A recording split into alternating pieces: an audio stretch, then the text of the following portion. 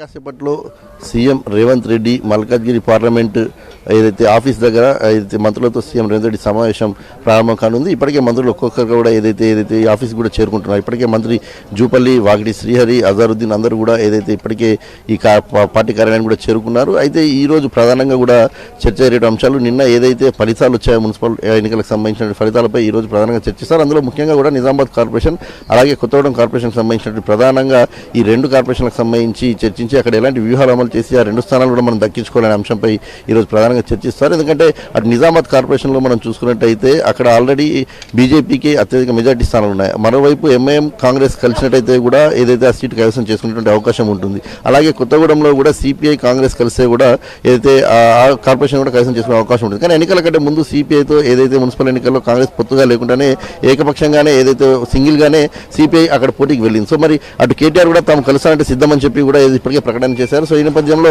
ఆ రెండు స్థానాల కార్పొరేషన్ కూడా ఎలా దక్కించుకోవాలనే ఒక అంశంపై కూడా ఏదైతే ఈరోజు ప్రధానంగా చర్చ జరుగుతుంది. దీంతోపాటు మరి కొద్దిసేపటి క్రితమే మనకు తెలిసిందైతే వడ్డేపల్లి గద్వాల జిల్లా అలంపూర్ నియోజకవర్గంలోని వడ్డేపల్లి మున్సిపాలిటీలో ఏదైతే ఆల్ ఇండియా ఫార్వర్డ్ బ్లాక్ సంబంధించినటువంటి సభ్యులు ఆల్రెడీ 10 స్థానాల్లో 8 స్థానాలు గెలిచారు. సో ఈ నేపథ్యంలో వారిని కూడా ఈరోజు కాంగ్రెస్ పార్టీ సమక్షంలో సీఎం రేవంత్ రెడ్డి సమక్షంలో వారందరూ కూడా జాయిన్ అవుతున్నట్టు తెలుస్తుంది. దీంతో కాంగ్రెస్ పార్టీకి మరొక మున్సిపాలిటీ పెరిగినట్టు కూడా మనకు తెలుస్తుంది. సో వారందరూ కూడా ఇప్పుడే ఏదైతే జూబ్లీ హిల్స్లోని CM Revanth Reddy Malkajgiri parliament office ఏదైతే అక్కడికి అందరూ కూడా చేరుకున్నారు. దానికి సంబంధించి అలంపూర్ మాజీ ఎమ్మెల్యే సంపత్ అలాగే అక్కడ ఉన్నటువంటి ఎమ్మెల్యేలు అందరూ కూడా చేరుకోవడం కూడా జరిగింది. సో మరి కాసేపట్లో ఈ సమావేశం ప్రారంభం కాబోతుంది. మున్సిపాలిటీకి సంబంధించిన హంగ్ ఏర్పడినటువంటి స్థానాలు ఏవైతే ఉన్నాయో ఆ స్థానంలో ఎలాంటి వ్యూహాలు అనిపించాలి, అక్కడ ఉన్న పరిస్థితులు ఏంటి, అక్కడ ఇండిపెండెంట్లు ఎవరి వైపు ఉన్నారు, అక్కడ ఇండిపెండెంట్ ప్రస్తుతం ఎక్కడ ఉన్నారు, సో ఇలాంటి అనేక అంశాలు కూడా ఈరోజు చర్చించి వారికి సీఎం రేవంత్ రెడ్డి దిశానిర్దేశం చేరున్నారు. సో మొదటి నుంచి అనుకున్నట్టే కాంగ్రెస్ పార్టీ చాలా వ్యూహాత్మకంగా ఏదైతే మున్సిపల్ ఎన్నికల్లో అడుగులు ముందుకు వేసింది. సో దాదాపు మెజార్టీ స్థానాలు కైవసం చేసుకున్నప్పటికీ అందులో కూడా దాదాపు 34 నుంచి 36 స్థానాలు ఇంకా మున్సిపాలిటీలు ఉన్నటువంటి నేపథ్యంలో దాంట్లో మరొక 20 స్థానాలు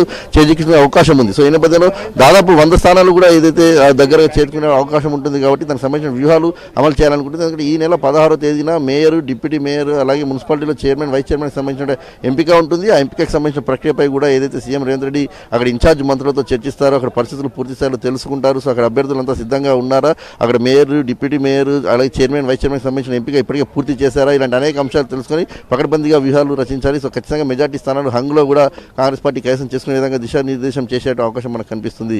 Jemimah, thanks for the updates Azeem.